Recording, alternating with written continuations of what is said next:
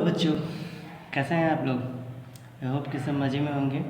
तो आज हम लोग शुरू करने वाले हैं JCERT यानी झारखंड बोर्ड का क्लास 8 का आपका साइंस जो है विज्ञान एवं प्रौद्योगिकी, ठीक है, उसका पहला लेसन, पहला चैप्टर जिसका नाम है कोशिका, यानी इंग्लिश में अगर इसको बोला जाए तो सेल। तो हम लोग सेल देखने वाले हैं। तो चलिए पहले आप पेज नंबर 2 में चले जाइए। पेज नंबर 2 में हम लोग देखते हैं क्वेश्चन क्या लिखा हुआ है। पेज नंबर 2 में दिया हुआ है कि कोशिका की खोज किसने की थी, यानी सबसे पहले कोशिका जो है वो किसने खोजा था। तो कोशिका की खोज किसने की थी, तो देखिए मैंने यहाँ ये लिखा हुआ है रॉबर्ट हुक ने। सबसे पहले कोशिका की खोज रॉबर्ट हुक के द्वारा किया गया था। उसके बाद अगला क्वेश्चन क्या है, सर्वप्रथम जीवित कोशिका किसने देखा। एक डच वैज्ञानिक जिनका नाम था एंटोन वान लुइनहॉक। क्या नाम था, एंटोन वान लुइनहॉक, एक डच वैज्ञानिक, इनके द्वारा सबसे पहले कोशिका को, जीवित कोशिका को देखा गया। इसके बाद थर्ड क्वेश्चन है, जीवन की मूलभूत इकाई किसे कहते हैं। तो देखिए जिस तरह कहीं ना कहीं से जीवन का शुरुआत होता है, तो जीवन का शुरुआत होने के लिए कुछ तो स्पेशल चीज़ का ज़रूरत पड़ता होगा। तो उस ज़रूरत का सामान को हम लोग बोलते हैं कोशिका, ठीक है। तो सबसे पहले हम लोग कोशिका का, जीवन का मूलभूत इकाई कोशिका था।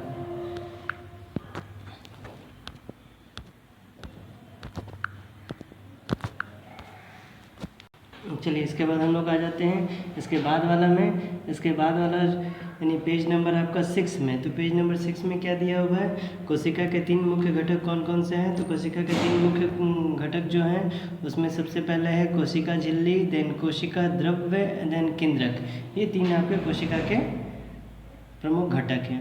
इसके बाद हम लोग आते हैं अगला क्वेश्चन में। अगला क्वेश्चन क्या है, पौधों में पाए जाने वाले सबसे बाहरी परत का क्या नाम है। यानी पौधा में का जो सबसे बाहरी परत है उसको हम लोग क्या बोलते हैं। तो कोशिका के बाहरी, पौधों के बाहरी परत को हम लोग कोशिका भित्ति के नाम से जानते हैं। इसके बाद अगला क्वेश्चन है, कोशिका द्रव में पाए जाने वाले कोशिका अंगों के नाम बताइए।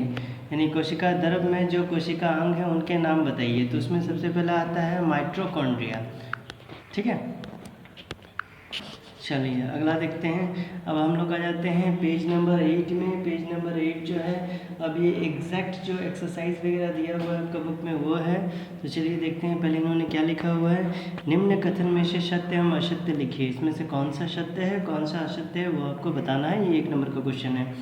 इसमें दिया गया है एक कोशिक जीव में एक ही कोशिका होती है। मतलब अगर सिंगल सेल का जो एनिमल रहता है उसमें क्या एक ही कोशिका रहती है। तो देखिए आप स्टार्टिंग में दे दिया है एक कोशिकीय जीव में एक ही कोशिका। तो हाँ भाई, स्टार्टिंग में एक कोशिक दिया है तो एक ही होगा।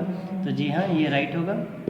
नेक्स्ट है रक्त कोशिका शाखावंत होती है। यानी क्या रक्त कोशिका को ब्रांच में बांटा गया है। नहीं, रक्त कोशिका को ब्रांच में नहीं हम लोग बांट सकते हैं। थर्ड है, किसी जीव के मूल संरचना का अंग है, ठीक है। कौन है भाई, तो इसमें यहाँ पर मैं देखिए स्पेसिफाई नहीं किया गया है, किसी जीव की मूल संरचना के अंग है, ठीक है, इसलिए हम लोग इसको क्रॉस कर दिए।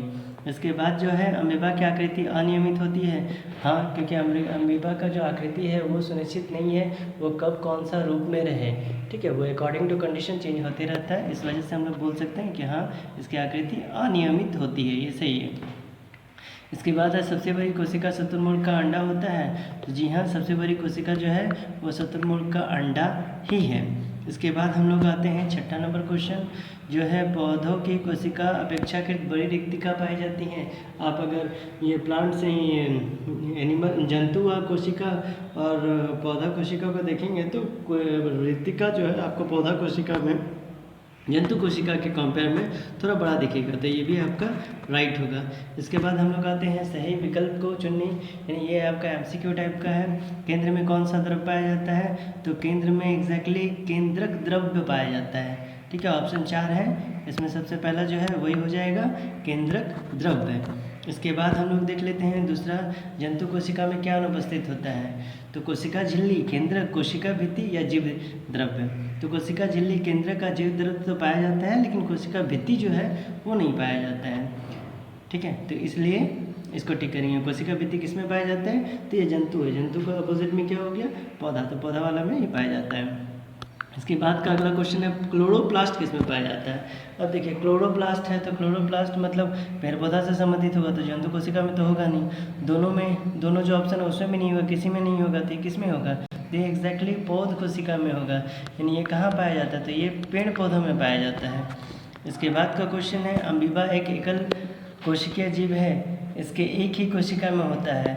अब देखिए अगर वो सिंगल सेल एनिमल है तो उसमें सारा जो क्रिया है उसका एक ही के द्वारा होगा, तो हम अंतःग्रहण कहें या पाचन कहें या अवशोषण एवं उत्सर्जन कहें या सभी क्रियाएं कहें, तो ये सारा क्रिया तो एक ही साथ होता होगा।